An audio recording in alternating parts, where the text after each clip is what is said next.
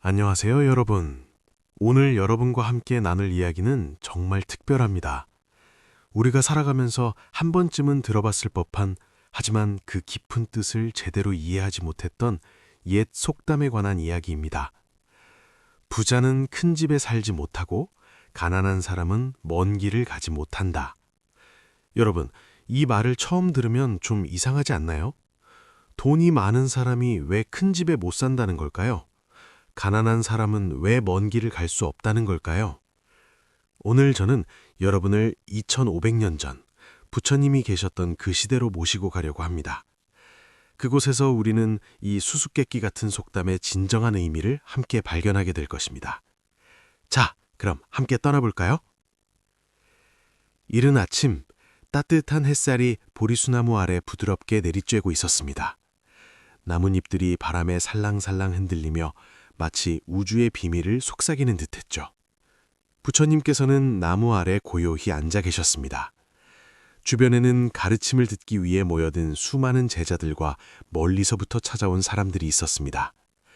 그때 화려한 옷을 입은 한 중년 남자가 조심스럽게 부처님 앞으로 다가왔습니다. 그의 이름은 선제였습니다. 그는 장사로 큰 성공을 거두어 많은 재산을 모았고 남들이 부러워할 만한 큰 저택도 지었습니다. 선제는 공손히 절을 올린 후 고민스러운 얼굴로 입을 열었습니다. 부처님, 저는 늘 사람들이 하는 말을 듣곤 합니다. 부자는 큰 집에 살지 못하고 가난한 사람은 먼 길을 가지 못한다는 말입니다. 저는 장사를 해서 어느 정도 돈을 모았고 남들이 보기에 꽤 멋진 집도 지었습니다. 하지만 부처님, 저는 그 집에 살면서 오히려 텅 빈 것 같고 불안합니다. 밤에 잠도 잘 못 잡니다. 재산을 잃을까봐, 집에 무슨 일이 생길까봐 늘 걱정입니다. 작은 집에 살 때보다 마음이 더 무거워진 것 같습니다. 그리고 가난한 사람들을 보면 그들은 마치 그 자리에 갇혀 있는 것처럼 보입니다. 저처럼 멀리 여행을 가서 넓은 세상을 볼 수가 없는 것 같습니다. 부처님, 이 속담은 도대체 무슨 뜻인가요? 부자가 되는 것이 오히려 속박이 되는 건가요? 가난하면 먼 곳에 갈 수 없다는 건가요? 부디 가르침을 주십시오. 부처님의 눈빛은 따뜻하면서도 깊었습니다. 마치 길을 잃은 아이를 바라보는 것 같았죠. 부처님은 바로 대답하지 않으시고 천천히 입을 여셨습니다. 목소리는 고요하면서도 힘이 있었습니다. 선제여, 그대가 묻는 것은 많은 사람들 마음속에 고민을 건드린 것입니다. 세상의 말들은 겉으로 보이는 뜻과 깊은 뜻을 함께 담고 있습니다. 그대가 느끼는 것은 재산을 가진 많은 이들이 겪는 괴로움입니다. 그리고 가난한 이들이 정말로 먼 길을 갈 수 없는지도 더 깊이 살펴봐야 합니다. 부처님께서는 선제에게 앉으라고 손짓하신 후 사람들을 향해 말씀하셨습니다. 오늘은 선제의 물음을 통해 재산, 집, 먼 여행, 그리고 마음의 평화에 대해 이야기해 봅시다. 부처님께서 먼저 선제를 바라보며 물으셨습니다. 선제여, 무엇이 그대를 그 큰 집에서 불안하게 만드는 것이라 생각하십니까? 선제는 잠시 생각하더니 대답했습니다. 부처님, 걱정 때문입니다. 도둑이 재산을 훔칠까봐, 일꾼들이 저를 배신할까봐, 큰 불이 나서 모든 것을 태워버릴까봐, 장사가 잘못되어 이 모든 것을 유지할 수 없게 될까봐, 제 마음은 늘 이런 생각들로 꽉 차 있습니다. 좋은 집에 살면서도 마치 가시방석에 앉아 있는 것 같습니다. 부처님께서 고개를 끄덕이셨습니다. 잘 말했습니다. 보십시오. 그대를 불안하게 만드는 것은 집의 크기가 아닙니다. 그대 마음속 재산에 대한 집착과 걱정입니다. 집이란 원래 비바람을 막아주는 곳, 몸이 쉬는 곳입니다. 하지만 우리 마음이 집을 지키는 것, 그 안에 재산에 대한 욕심과 두려움으로 가득 차면 그 집은 크든 작든 마음의 감옥이 되어버립니다. 상상해 보십시오. 부처님께서 계속 말씀하셨습니다. 한 마리 작은 새가 있습니다.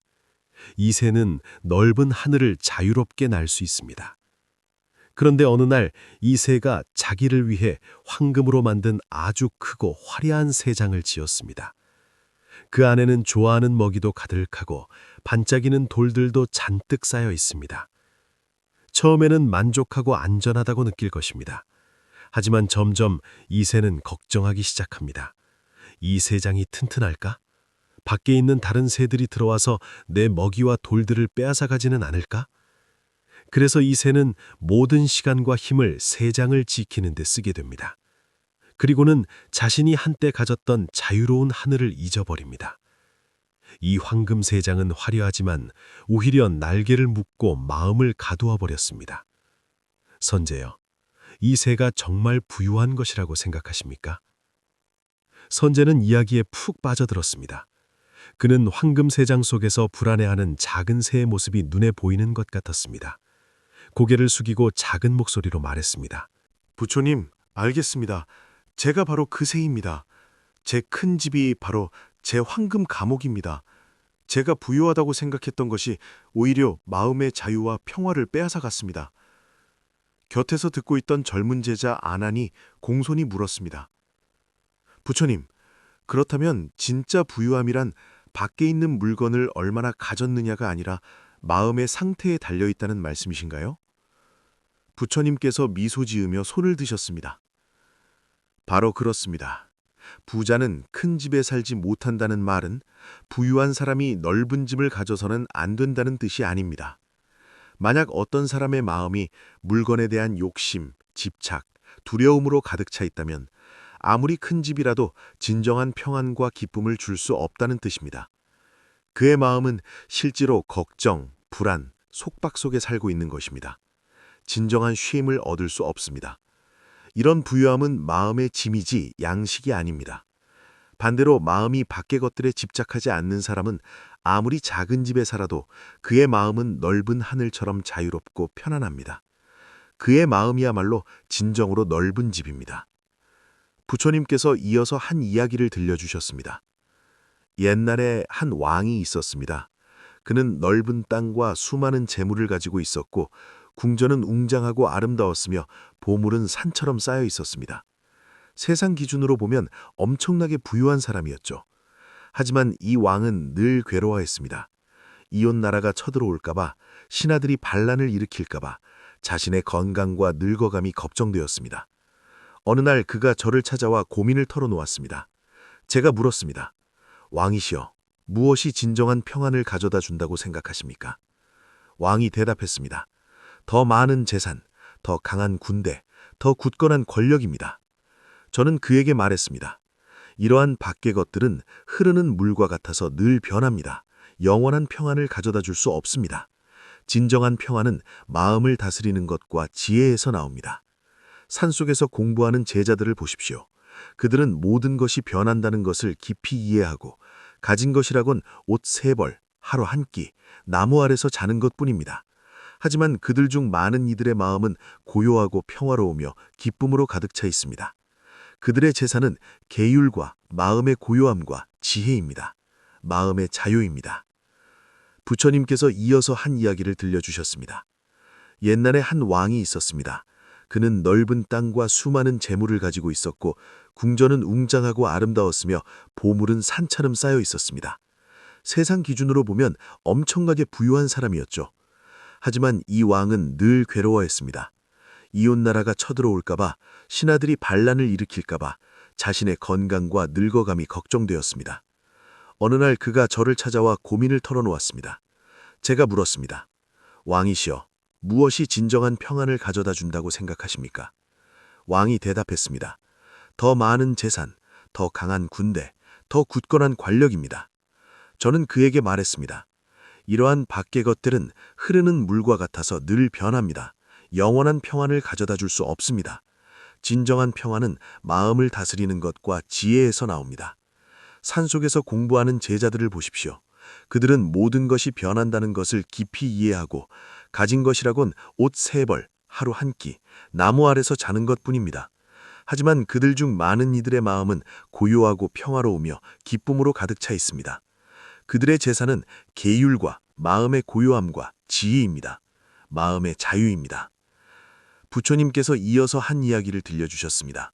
궁전의 크기가 중요한 것이 아니라 마음이 욕심과 두려움에 갇혀 있는지가 중요하다는 것을 깨달았습니다. 부처님께서 선제와 모든 사람들을 바라보시며 계속 말씀하셨습니다. 그러므로 부자는 큰 집에 살지 못한다는 말은 우리에게 밖의 재산이 마음의 족쇄가 되지 않도록 하라고 일깨워주는 것입니다. 진정한 부유함은 마음이 만족하고 지혜롭고 자비로운 것입니다. 마음이 만족할 때 어디에 살든 평안과 자유를 느낄 수 있습니다. 만약 마음이 욕심과 두려움에 사로잡혀 있다면 황금 궁전에 살아도 좁은 감옥에 사는 것과 같습니다. 선제는 부처님의 가르침과 이야기를 듣고 눈에 깨달음의 빛이 떠올랐습니다. 그는 깊이 숨을 들이쉬며 마음속 무거운 돌덩이가 많이 가벼워진 것을 느꼈습니다. 다시 부처님께 절을 올리며 말했습니다. 부처님의 가르침에 감사드립니다. 이제 깨달았습니다. 제가 마음을 잘못된 곳에 두었습니다. 물건을 쌓는 것을 평안의 근원이라고 착각했습니다. 부자는 큰 집에 살지 못한다는 의문이 풀리자 사람들의 시선은 가난한 사람은 먼 길을 가지 못한다는 후반부로 향했습니다. 나이가 좀 있어 보이는 한 노인이 일어섰습니다. 그는 옷이 소박하고 피부가 거무스름했는데 분명 오랫동안 밭일을 해온 농부였습니다. 그는 약간 어색하게 서서 말했습니다. 부처님, 저는 부유한 사람들의 고민을 이해했습니다. 하지만 저희 같은 가난한 사람들은 하루하루 살기가 너무 힘듭니다. 매일 먹고 살기 위해 뛰어다니고 바쁘게 일합니다. 고향 땅을 떠나본 적이 거의 없습니다. 저희는 늘 생각합니다. 만약 먼 곳에 갈 수 있다면 더 좋은 기회를 찾아 잘 살 수 있지 않을까 하고요. 가난한 사람은 먼 길을 가지 못한다는 말이 정말 저희에게 돈이 없어서 그런 건가요? 그래서 운명이 저희를 더 멀리 가지 못하게 하고 상황을 바꾸지 못하게 하는 건가요? 부처님의 눈길이 그 노인에게로 향했고 자비가 가득했습니다. 노인장, 그대의 질문도 어렵게 사는 많은 이들의 마음속 소리를 담고 있습니다. 가난한 사람은 먼 길을 가지 못한다는 말 역시 겉으로만 이해해서는 안 됩니다. 여기서 말하는 가난함과 먼 길은 모두 더 깊은 뜻을 가지고 있습니다. 부처님, 그 더 깊은 뜻이 무엇인가요? 노인이 간절히 물었습니다. 부처님께서 그 노인을 바라보시며 이해와 자비가 가득한 눈빛으로 계속 말씀하셨습니다. 노인장, 그대가 말한 대로 먹고 살기 위해 뛰어다니고 멀리 가기 어렵다는 것. 이것은 많은 가난한 이들이 겪는 현실의 어려움입니다. 몸이 피곤하고 가진 것이 없으면 육신의 발걸음이 제한되는 것은 사실입니다. 하지만 가난한 사람은 먼 길을 가지 못한다는 속담은 더 깊은 차원에서 볼 때 여기서 말하는 가난함이 단지 물질적인 부족함만을 뜻하는 것이 아닙니다. 그럼 무엇을 뜻하는 건가요? 젊은 구도자 하나가 궁금해하며 물었습니다. 마음의 가난함, 지혜의 부족함, 그리고 의지의 부족함을 뜻합니다. 부처님의 목소리는 맑고 고요했습니다. 어떤 사람의 마음이 어리석음으로 가득 차서 사물의 진실을 보지 못하고 눈앞의 어려움과 욕망에 속아 넘어간다면 그가 아무리 번화한 곳에 살고 자유로운 몸을 가졌다 해도 그의 마음은 마치 그 자리에 갇힌 것처럼 더 넓은 깨달음의 길로 나아갈 수 없습니다. 이것이 마음의 가난함입니다. 또한 어떤 사람이 올바른 바램이 부족하고 자신을 바꾸고 높이려는 힘이 없어서 현재 상황에 안주한다면 비록 그것이 괴로운 상황이라 해도 혹은 짧은 순간의 낮은 차원의 만족에 빠져서 더 오래가고 더 진실한 평안을 찾으려는 노력을 하지 않는다면 넓은 길이 앞에 있어도 발걸음을 떼지 못합니다. 이것이 의지의 가난함입니다. 그리고 어떤 사람이 좋은 스승의 인도가 부족하고 올바른 가르침을 들을 기회가 없거나 들어도 이해할 수 없고 믿을 수 없어서 마음속에 올바른 암과 믿음을 세우지 못한다면 그는 사막에서 길을 잃은 사람과 같아서 지도도 없고 방향도 없으니 당연히 먼 길을 갈 수 없습니다. 이것이 지혜와 복덕 인연의 가난함입니다. 부처님께서 잠시 멈추시어 사람들이 말씀을 소화할 시간을 주셨습니다. 그리고 또 다른 이야기를 들려주셨습니다. 아주 오래전 두 사람이 있었습니다. 둘 다 구걸로 살아가는 사람들이었습니다. 같은 도시에 살고 처지도 비슷했으며 둘 다 매우 가난했습니다. 우리는 그들을 비라와 수니타라고 부르겠습니다. 비라는 매일 어떻게 하면 더 많은 음식을 얻을 수 있을까, 어떻게 하면 더 따뜻한 구석을 찾아 밤을 보낼 수 있을까만 생각했습니다. 그는 자신의 가난에 대해 불평과 원망으로 가득했습니다. 운명이 불공평하다고, 사람들이 너무 인색하다고 생각했습니다. 다른 사람이 잘 사는 것을 보면 마음이 질투로 가득 찼고, 자신보다 더 불행한 사람을 보면 때로는 비웃고 때로는 무관심했습니다. 그의 마음은 이런 부정적인 감정과 좁은 생각들로 가득 차 있었습니다. 비록 그의 두 발은 매일 도시를 걸어 다녔지만 그의 마음의 발걸음은 불평과 결핍으로 가득한 작은 원에서 벗어나지 못했습니다. 반면 수니타는 비록 구걸하는 삶을 살았지만 마음은 달랐습니다. 그는 자신에게 음식을 주는 모든 사람에게 감사했습니다. 작은 빵 한 조각이라도요. 화려한 집을 보면 짓는 사람의 솜씨를 칭찬했지만 마음속에 강한 소유욕은 없었습니다. 고통받는 사람을 보면 자신이 할 수 있는 한 위로의 말 한마디라도 건네거나 자신이 얻은 음식 중 아주 작은 부분이라도 나누어 주었습니다. 더 중요한 것은 그가 늘 생각했다는 것입니다. 왜 가난하고 부유한 차이가 있을까? 왜 태어나고 늙고 병들고 죽는 것이 있을까? 나 자신과 모든 사람이 고통에서 벗어날 수 있는 방법이 있지 않을까? 그는 삶의 진실을 이해하고 싶어 했습니다. 깨달은 성자가 도시 밖에서 가르침을 준다는 소리를 들으면 배가 고파도 먼 길을 걸어가서 듣곤 했습니다. 그의 몸은 가난했지만 그의 마음은 늘 탐구하고 찾고 지혜와 해탈로 향하는 그 먼 길을 걸어가고 있었습니다. 부처님의 시선이 사람들을 훑으며 말씀하셨습니다. 보십시오. 비라와 수니타, 둘 다 물질적으로는 가난했습니다. 하지만 누가 정말로 먼 길을 가지 못한 것입니까? 마음이 갇힌 비라입니다. 반면 수니타는 비록 몸은 제약이 있었지만 그의 마음은 이미 진리를 찾는 긴 여정에 올라 있었습니다. 그의 내면의 재산, 그 탐구하는 마음, 그 선한 마음, 그 깨달음에 대한 갈망이 그에게 먼 길을 갈 수 있는 힘을 주었습니다. 노인이 넋을 잃고 듣다가 중얼거렸습니다. 그렇구나, 그렇구나. 가난하다는 것이 이런 뜻이었구나. 먼 길이 이런 뜻이었구나. 부처님께서 자비롭게 그를 바라보셨습니다. 노인장, 물질적인 가난이 삶의 고통을 가져오는 것은 사실입니다. 우리는 그것을 개선하려고 노력해야 합니다. 하지만 더 중요한 것은 마음까지 가난해지지 않도록 하는 것입니다. 어려운 상황 속에서도 착하고 긍정적인 마음을 유지하고 지혜를 구하는 마음을 간직하십시오. 이 마음이야말로 그대 안의 재산입니다. 이것이 어떤 물질적 재산도 데려갈 수 없는 먼 길로 그대를 이끌 것입니다.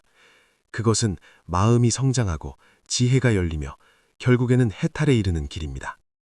지혜가 제1이라고 불리는 부처님의 제자 사리불 존자가 이때 합장하며 물었습니다. 부처님, 방금 말씀하신 마음의 가난함, 지혜의 부족함이 진정한 가난이라면 이 모든 마음의 가난함 중에서 가장 근본적인 것은 무엇입니까? 무엇이 가장 튼튼한 쇠사슬처럼 중생들을 그 자리에 묶어두어 해탈의 먼 길에 오르지 못하게 하는 것입니까? 부처님께서 사리불을 칭찬하는 눈빛으로 바라보시며 대답하셨습니다. 잘 물었습니다, 사리불. 가장 근본적인 가난함, 가장 튼튼한 쇠사슬은 바로 무명입니다. 무명? 젊은 제가 제자가 의아해하며 되뇌었습니다. 그렇습니다. 무명입니다. 부처님께서 설명하셨습니다. 무명이란 우주와 인생의 진실을 이해하지 못하고 모르는 것입니다. 고통의 진실을 모르고 고통이 생기는 원인을 모르고 고통을 없앨 수 있다는 것도 모르고 고통을 없애는 방법도 모릅니다. 마치 어두운 방 안에 있는 사람과 같습니다. 방의 구조가 어떤지 보이지 않고 문과 창문이 어디 있는지도 보이지 않습니다. 그저 안에서 비틀거리며 부딪힐 뿐 밖으로 나갈 수가 없습니다. 무명 때문에 중생들은 거꾸로 생각하고 헛된 망상을 품습니다. 변하는 것을 영원한 것으로, 괴로운 것을 즐거운 것으로, 나라는 것이 없는데 나라는 것이 있다고, 깨끗하지 않은 것을 깨끗한 것으로 여깁니다. 무명 때문에 우리는 탐욕을 일으킵니다. 우리가 행복을 가져다 준다고 생각하는 것들, 재산, 명예, 감정, 심지어 자신의 몸까지도 을 붙잡으려 합니다. 무명 때문에 우리는 미움을 일으킵니다. 우리에게 고통을 가져오거나 우리가 사랑하는 것을 위협한다고 생각하는 것들을 밀어내려 합니다. 무명 때문에 우리는 헛개비 같은 자아에 집착하여 교만, 질투, 의심 같은 온갖 괴로움이 생깁니다. 이 무명은 마치 두꺼운 장막처럼 우리의 깨끗한 본성을 가려버립니다. 그것은 우리를 생사의 윤회 속에서 빙빙 돌게 만듭니다. 이 생에서 다음 생으로 끊임없이 태어나고 늙고 병들고 죽는 것, 근심과 슬픔을 겪게 만듭니다. 우리는 앞으로 나아가고 행복을 추구한다고 생각하지만 실제로는 제자리를 맴돌거나 더 깊은 고통으로 향하고 있을 뿐입니다. 이 윤회의 길은 겉보기에 길어 보이지만 진정한 먼 여행이 아닙니다. 왜냐하면 해탈의 끝으로 가고 있지 않기 때문입니다. 무명은 이 끝없는 윤회의 근본적인 동력이며 우리가 열반의 고요함으로 향하는 그 진짜 먼 길에 오르는 것을 가로막는 가장 큰 장애물입니다. 부처님께서 계속 말씀하셨습니다. 근본적인 무명 외에도 여기서 파생된 많은 마음의 가난함이 있습니다. 그것들도 역시 우리가 먼 길을 가는 것을 막습니다. 예를 들어 게으름입니다. 분명히 가르침이 좋다는 것을 알고 공부해야 한다는 것을 아는데도 용맹하게 정진하는 마음을 내지 못합니다. 늘 자신에게 핑계를 댑니다. 내일 시작하지 뭐, 시간 있을 때 하지 뭐, 공부하기 너무 힘들어. 이런 정신적인 게으름은 무거운 발걸음처럼 한치도 나아가기 어렵게 만듭니다. 예를 들어 의심입니다. 부처님과 가르침과 제자들에 대한 믿음이 부족하고 원인과 결과, 윤회에 대한 말을 반신반의하거나 자신이 공부해서 성공할 수 있을지에 대한 자신감이 부족합니다. 이런 의심은 안개처럼 앞의 길을 보지 못하게 하고 굳건한 발걸음을 내딛지 못하게 합니다. 예를 들어 들뜸과 흐릿함입니다. 마음이 원숭이처럼 들떠서 불안하고 공부에 집중할 수 없거나 머리에 이불을 뒤집어 쓴 것처럼 혼미하고 흐릿해서 정신을 차릴 수 없습니다. 이 두 가지 상태 모두 마음이 안정되게 나아가지 못하게 합니다. 또 부끄러움과 두려움이 부족한 것입니다. 나쁜 일을 하고 악한 생각을 일으켜도 부끄럽다고 느끼지 않고 미래의 나쁜 결과도 두려워하지 않습니다. 오히려 익숙해지려나 심지어 우쭐대기까지 합니다. 이런 사람은 브레이크 없는 마차처럼 잘못된 길에서 점점 더 멀리 가버립니다. 진짜 먼 길에서는 점점 더 멀어집니다. 이 모든 괴로움, 이런 마음의 가난한 상태들은 모두 보이지 않는 자물쇠와 무거운 짐처럼 우리를 꽉 붙들어 그 자리에 묶어두거나 같은 곳을 빙빙 돌게 만듭니다. 그래서 가난한 사람은 먼 길을 가지 못한다는 가장 깊은 뜻은 지혜와 덕행과 의지가 가난한 사람들이 마음의 자유와 궁극적인 해탈로 향하는 그 숭고한 여정에 오르기 어렵다는 것입니다. 부처님께서는 당신의 사촌 제바다타에 대한 이야기의 일부를 들려주셨지만 이름은 빼고 그저 한때 따라 공부했던 한 제자라고만 하셨습니다. 한때 제자 한 명이 있었습니다. 그는 타고난 재능도 있었고 열심히 공부하기도 했으며 심지어 어떤 신통한 능력도 얻었습니다. 겉으로 보면 먼 길을 갈 잠재력을 갖춘 것 같았습니다. 하지만 그의 마음 깊은 곳에는 강한 명예욕과 권력욕, 질투심이 자리 잡고 있었습니다. 그는 나와 같은 존경을 받고 싶어 했고 심지어 나를 대신해서 제자들을 이끌고 싶어 했습니다. 이런 마음 깊은 곳의 가난함, 세속적 명예와 권력에 대한 욕심, 다른 사람의 성취에 대한 질투, 이게 결국 그를 바른 길에서 벗어나게 만들었습니다. 그는 해탈의 먼 길에서 나아가지 못했을 뿐만 아니라 제자들을 갈라놓고 저를 해치려고 해서 아주 무거운 악업을 짓고 타락의 구렁텅이로 향했습니다. 그의 지혜와 능력이 오히려 악을 짓는 도구가 되어버렸습니다. 이 예는 우리에게 말해줍니다. 만약 마음의 괴로움을 다스리지 못한다면 아무리 좋은 외적 조건이나 재능이 있어도 정말로 먼 길을 가지 못할 수 있으며 심지어 잘못된 길로 빠질 수도 있다는 것을요. 이 말씀을 듣고 사람들은 깊은 생각에 잠겼습니다. 그들은 진정한 가난함과 부유함, 진정한 속박과 자유가 밖의 환경보다는 마음에 더 달려있다는 것을 깨닫기 시작했습니다. 부처님, 온화한 얼굴의 노비구니 한 분이 마하파자파티라는 이름이었는데 부처님의 이모이자 최초의 비구니였습니다. 공손히 물었습니다. 마음의 가난함이 우리가 해탈의 먼 길에 오르는 것을 막는다면 우리는 어떤 마음의 양식을 준비해야 이 열반으로 가는 긴 여정을 걸어갈 충분한 힘을 가질 수 있습니까? 부처님께서 칭찬하는 눈빛으로 그녀를 바라보며 대답하셨습니다. 아주 좋은 질문입니다. 마하파자파티. 먼 여행을 위해 음식, 물, 지도, 건강한 몸을 준비해야 하듯이 우리 마음의 여행도 충분한 양식이 필요합니다. 이 양식은 우리 안에 선한 법과 힘입니다.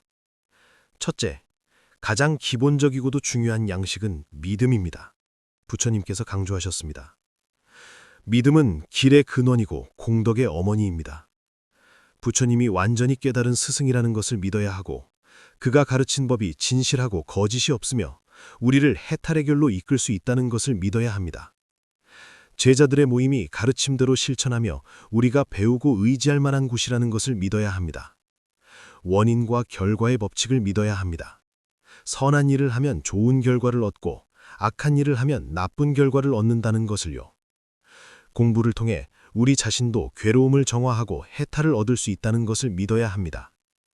믿음이 없으면 배에 키가 없고 사람에게 방향이 없는 것과 같아서 아무리 애를 써도 목적지에 도달하기 어렵습니다.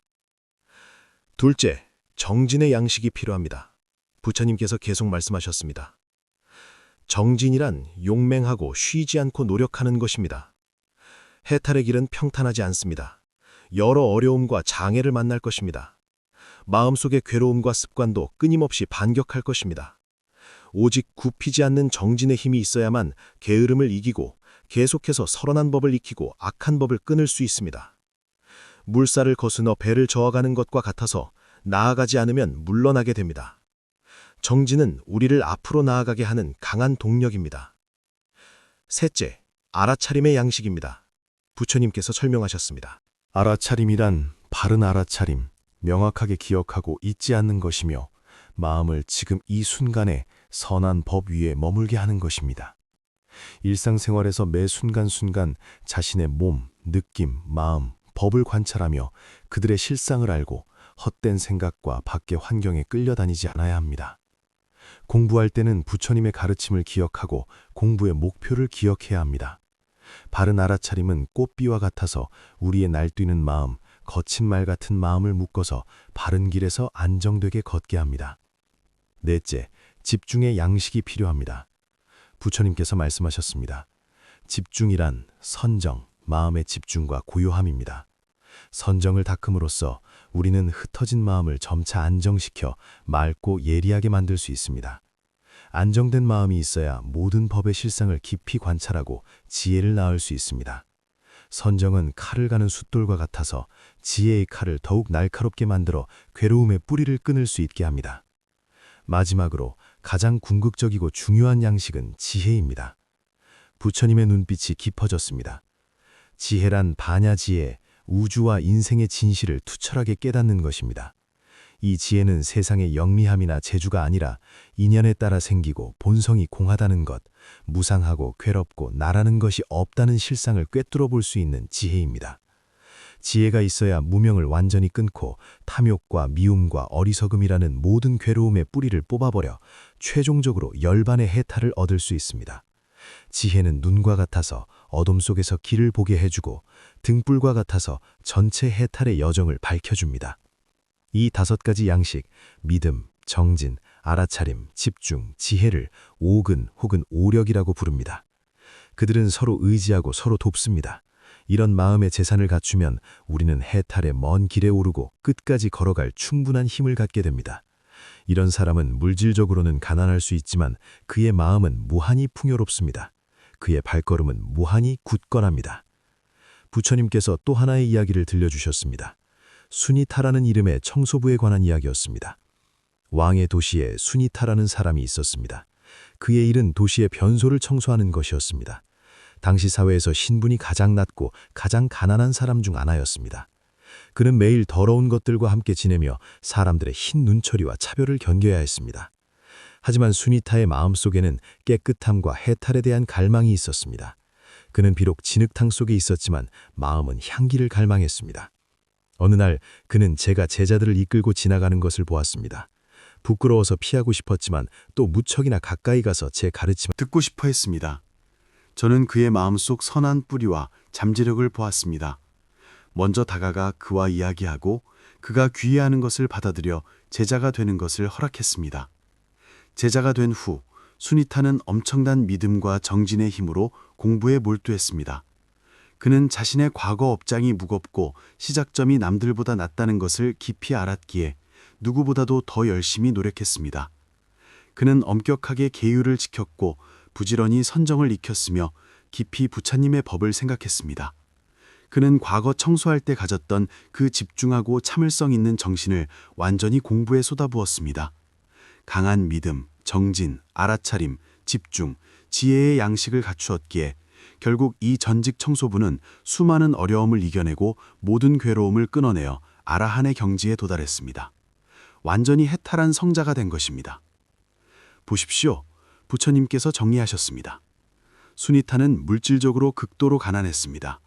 하지만 그의 마음속 재산, 그 굳건한 믿음, 용맹한 정진, 끊임없는 알아차림, 깊은 선정, 그리고 결국 생겨난 지혜가 그로 하여금 생사윤회의 진흙탕에서 열반 해탈의 저 언덕까지 이 무한히 멀고 뛰어난 먼 길을 끝까지 걷게 했습니다. 이것이 가난한 사람은 먼 길을 가지 못한다는 말에 대한 가장 좋은 반증이 아니겠습니까? 그는 진정한 먼 여행이 마음의 힘에 달려있지 밖의 재산에 달려있지 않다는 것을 증명했습니다. 그 자리에 있던 사람들, 부유한 상인 선제든 가난한 노인이든 공부하는 비구와 비군이든 모두 깊은 감동을 받았습니다. 그들은 한 사람이 먼 길을 갈 수 있는지 없는지를 결정하는 열쇠가 돈이 얼마나 있느냐가 아니라 마음의 양식이 얼마나 있느냐에 달려있다는 것을 깨달았습니다. 부처님, 상인 선제가 다시 입을 열었습니다. 그의 얼굴에는 이미 전에 괴로움이 없었고 대신 깨달음을 향한 갈망이 가득했습니다.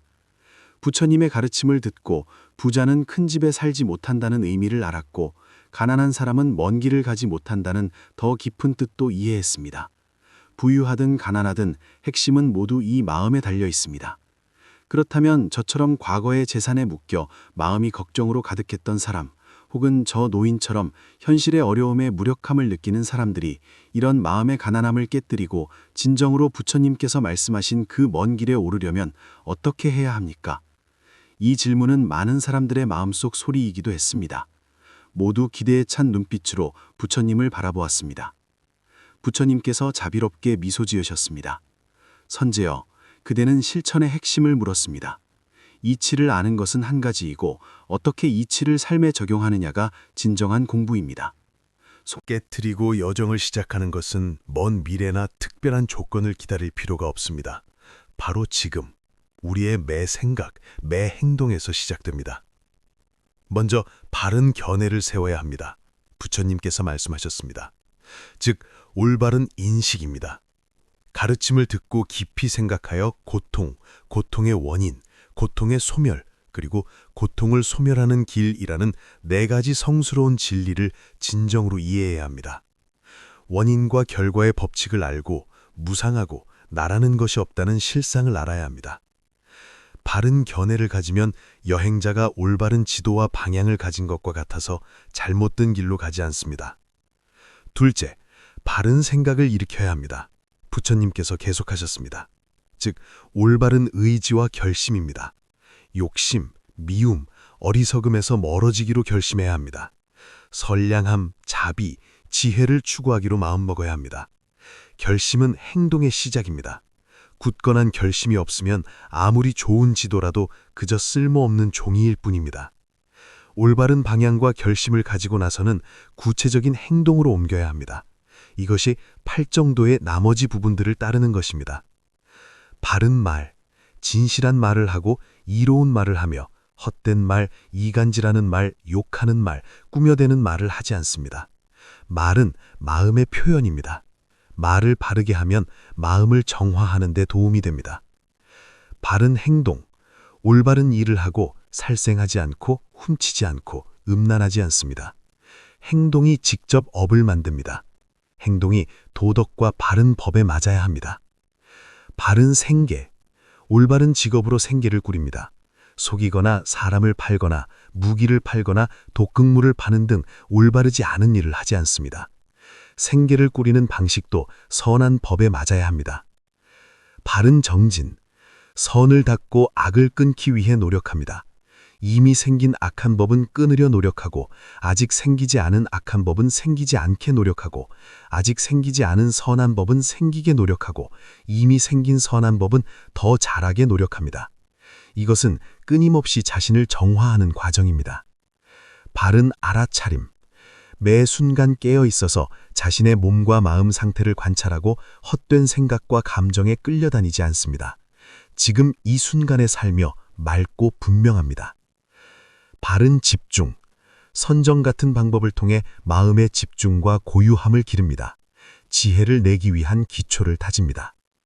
이 팔정도가 바로 우리가 해탈의 먼 길에 오르는 구체적인 길잡이이자 행동 지침입니다. 부처님께서 정리하셨습니다. 이것은 닿을 수 없는 높은 곳에 있는 것이 아니라 우리 일상생활의 모든 세세한 부분에 녹아들 수 있습니다. 이때 그 노인이 다시 조금 망설이며 입을 열었습니다. 부처님, 말씀하신 것들이 다 좋습니다. 하지만 저처럼 매일 새끼를 위해 온 힘을 다해야 하는 사람이 어디 그렇게 깊은 이치를 생각하고 그렇게 많은 공부를 할 시간과 여유가 있겠습니까? 느낌이 너무 멀게 느껴집니다. 부처님께서 온화하게 그를 바라보셨고 눈에는 이해가 가득했습니다. 노인장, 그대의 걱정을 이해합니다. 공부한다는 것이 반드시 현실 생활을 떠나야 하는 것도 아니고 반드시 가부좌를 틀고 앉아 경전을 외우고 부처님을 생각해야만 공부인 것도 아닙니다. 팔정도는 삶의 매 순간순간 실천할 수 있습니다. 예를 들어 바른 말, 그대가 가족, 이웃과 이야기할 때 화목하고 진실한 말을 최대한 하고 불평과 거짓말을 줄일 수 있습니까? 이것 자체가 공부입니다. 예를 들어 바른 행동, 그대가 성실하게 밭을 갈고 자신의 노동으로 수확하며 훔치지 않고 속이지 않는다면 이것이 바로 올바른 행동입니다. 예를 들어 바른 생계, 그대가 농사로 생계를 꾸린다면 이것이 바로 올바른 생계 방식입니다. 예를 들어 바른 정진, 그대가 일하다 피곤함을 느낄 때 조금 알아차림을 일으켜서 이 피곤함을 관찰하고 그저 짜증만 내지 않을 수 있습니까? 사람들과 다툼이 생겼을 때 자신의 화를 조금이라도 억제하려 노력할 수 있습니까? 이것이 악을 끊고 선을 닦는 정진입니다. 예를 들어 바른 알아차림, 그대가 밥을 먹을 때 자신이 밥을 먹고 있다는 것을 분명히 알고 음식의 맛을 느끼면서 온갖 잡념을 하지 않을 수 있습니까? 걸을 때 자신이 걷고 있다는 것을 분명히 알 수 있습니까? 이것이 깨어있는 힘을 기르는 것입니다. 심지어 그대가 다른 사람이 도움이 필요한 것을 볼 때 비록 물 한 잔을 건네주거나 위로의 말 한마디를 하는 것에 불과하더라도 혹은 마음속으로 그 사람이 평안하기를 조용히 축복하는 것이라도 이 모든 것이 선한 인연을 심고 자비의 양식을 쌓는 것입니다. 이것은 재산이 필요한 것이 아니라 그저 선한 마음만 있으면 됩니다. 그러므로 노인장, 부처님께서 자비롭게 말씀하셨습니다. 해탈의 먼 길은 하늘 저 멀리 있는 것이 아닙니다. 그것은 그대의 발 아래 매 순간의 선택 속에 있습니다. 부유하든 가난하든 귀하든 천하든 그대가 원하기만 하면 언제든 여정을 시작할 수 있습니다. 비록 작은 한 걸음이라도요. 예를 들어 오늘부터 만나는 모든 사람에게 미소 짓기를 시도하거나 잠들기 전에 오늘 다른 사람에게 상처 주는 말을 했는지 반성해 보는 것입니다. 이것이 진보입니다. 이것이 길을 가는 것입니다.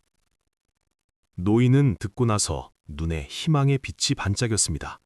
그는 힘차게 고개를 끄덕였습니다. 부처님, 알겠습니다. 알겠습니다. 저도 공부할 수 있구나. 저도 이 길을 걸을 수 있구나. 상인 선제도 깊은 깨달음을 얻었습니다. 그가 말했습니다. 부처님, 알겠습니다. 저는 더 이상 재산이 제 짐이 되고 감옥이 되게 할 수 없습니다. 저는 베푸는 것을 배워서 재산으로 도움이 필요한 더 많은 사람들을 돕겠습니다. 재산이 복덕을 쌓고 자비를 실천하는 도구가 되게 하겠습니다. 동시에 저도 노인장처럼 일상생활에서 늘 제 마음을 살피고 제 말과 행동을 바로잡아서 욕심과 걱정이 다시 제 마음을 차지하지 않게 하겠습니다. 그래야 제 큰 집이 진정한 평안한 곳이 되고 제 마음도 해탈의 먼 길에 오를 수 있습니다. 햇살이 점차 기울어 보리수나무 아래가 따뜻하고 상서로운 빛으로 감싸였습니다. 부처님께서 눈앞에 이 다른 신분, 다른 처지이지만 지금 이 순간 부처님의 법을 듣고 마음의 깨달음을 얻은 중생들을 바라보시며 얼굴에 기쁜 미소를 띠셨습니다.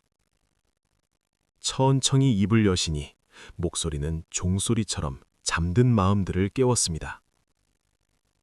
선제여, 노인장, 그리고 여기 계신 여러분, 보십시오. 부자는 큰 집에 살지 못하고 가난한 사람은 먼 길을 가지 못한다는 이 속담은 겉으로는 두 가지 다른 인생 상황을 말하는 것 같지만 부처님의 법으로 보면 같은 핵심 문제를 가리킵니다. 우리 마음의 상태입니다. 큰 집에 살지 못하는 그 부자는 밖의 재산에 속고 마음이 욕심, 집착, 두려움으로 가득 차 있습니다. 그의 마음은 이런 괴로움에 꽁꽁 묶여 진정한 넓음과 평안과 자유를 경험할 수 없습니다. 그래서 비록 큰 집에 살아도 마음은 감옥에 갇혀 쉴 수 없습니다. 그의 부요함이 마음 자유의 장애물이 되었습니다. 먼 길을 가지 못하는 그 가난한 사람이, 만약 여기서 말하는 가난함이 마음의 가난함, 지혜의 부족, 의지의 부족, 선한 법 양식의 부족을 뜻한다면 그는 정말로 깨달음과 해탈고 향하는 그 먼 길에 오르기 어렵습니다. 그의 마음이 무명, 게으름, 의심 같은 괴로움에 묶여 그 자리에 갇혀 앞으로 나아갈 수 없습니다. 그의 가난함이 마음 성장의 장애물이 되었습니다. 그러므로 이 두 말은 실제로 다른 측면에서 같은 진리를 밝히고 있습니다. 밖의 물질 조건, 부유하던 가난하던 그 자체로는 우리가 자유로운지 아닌지를 결정할 수 없습니다. 진정으로 우리 삶의 질을 결정하는 것은 우리 마음의 상태입니다. 우리 마음이 탐욕, 미움, 어리석음의 괴로움에 묶여 있는지 아니면 자비와 지혜와 평온으로 가득 차 있는지입니다. 진짜 큰 집은 공부를 통해 넓어지고 포용력 있고 평안하고 자유로워진 그 마음입니다. 이런 마음을 가진 사람은 어디에 살든 마음의 만족과 평안을 느낄 수 있습니다. 진짜 먼 길은 괴로움에서 해탈로, 속박에서 자유로 향하는 그 마음의 여정입니다. 이 길에 오르고 굳건히 걸어가는 사람은 물질적 조건이 어떻든 그는 생명에서 가장 가치 있고 가장 먼 여행을 하고 있는 것입니다. 그러므로 부처님의 시선이 모든 사람을 훑으며 말씀하셨습니다. 밖의 부유함이나 가난함으로 자신을 정의하지 마십시오. 이런 꼬리표로 자신을 제한하지 마십시오. 핵심은 우리가 마음이 풍요로운 사람이 되려고 노력해야 한다는 것입니다. 자비가 풍요롭고 지혜가 풍요롭고 정진이 풍요롭고 알아차림이 풍요로운 사람이요. 동시에 우리는 용감하게 그 마음의 먼 길에 올라야 합니다. 끊임없이 배우고 끊임없이 반성하고 끊임없이 자신을 바로잡고 끊임없이 마음을 정화하여 궁극적인 평안과 자유를 향해 나아가야 합니다. 이때 상인 선제와 그 노인이 서로 마주보며 미소 지었습니다. 서로의 눈에는 이해와 경의가 가득했습니다. 그들은 서로 다른 사회계층에서 왔고 완전히 다른 인생 경험을 가졌지만 지금 이 순간 부처님의 지혜의 빛 아래서 같은 방향과 목표를 찾았습니다. 선제는 재산의 진정한 가치가 잘 쓰고 베푸는 데 있다는 것을 깨달았습니다. 노인은 어려운 상황 속에서도 마음을 닦으면 빛을 향해 갈 수 있다는 것을 알았습니다. 그들은 모두 자신의 인생 다음 여정이 마음의 여정이 될 것임을 깨달았습니다. 오랫동안 깊은 생각에 잠겨있던 한 비구가 일어서서 부처님께 여쭈었습니다. 부처님, 부처님의 가르침을 듣고 우리는 마음 상태의 중요성을 깨달았습니다. 그렇다면 밖의 재산과 가난함에 대해 우리는 어떤 태도를 가져야 합니까? 일부러 가난함을 추구해야 합니까? 그것이 공부에 더 이롭다고 생각해야 합니까? 아니면 재산도 완전히 장애물은 아니라는 말씀입니까? 부처님께서 칭찬하며 말씀하셨습니다. 아주 좋은 질문입니다. 공부의 실천 차원을 건드렸습니다.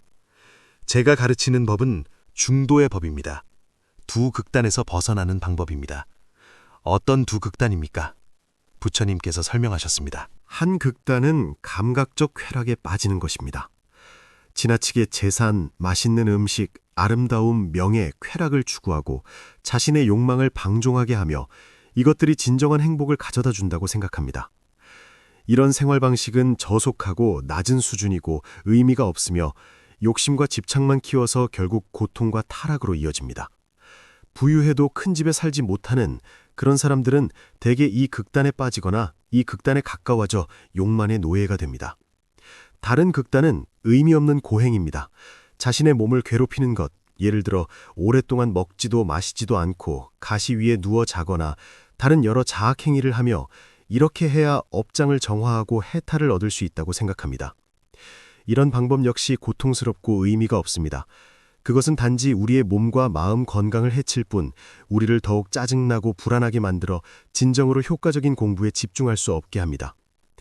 제가 가르치는 중도는 이 두 극단에서 벗어납니다. 쾌락에 빠지지도 않고 무의미한 고행도 하지 않습니다. 그것은 균형 잡히고 적절하고 지혜로운 생활 방식입니다. 재산에 대해 부처님께서 말씀하셨습니다. 우리는 욕심내어 추구해서도 안 되고 그것을 인생의 궁극적인 목표로 여겨서도 안 되며 더욱이 재산을 위해 수단과 방법을 가리지 않아서도 안 됩니다. 하지만 만약 올바른 노력을 통해 재산을 얻었다면 일부러 거부하거나 버릴 필요도 없습니다. 재산 자체는 중립적입니다. 물처럼 배를 띄울 수도 있고 뒤집을 수도 있습니다. 핵심은 우리가 그것을 어떻게 보는지, 어떻게 사용하는지입니다. 만약 재산을 가졌다면 우리는 지혜와 자비로 그것을 활용해야 합니다.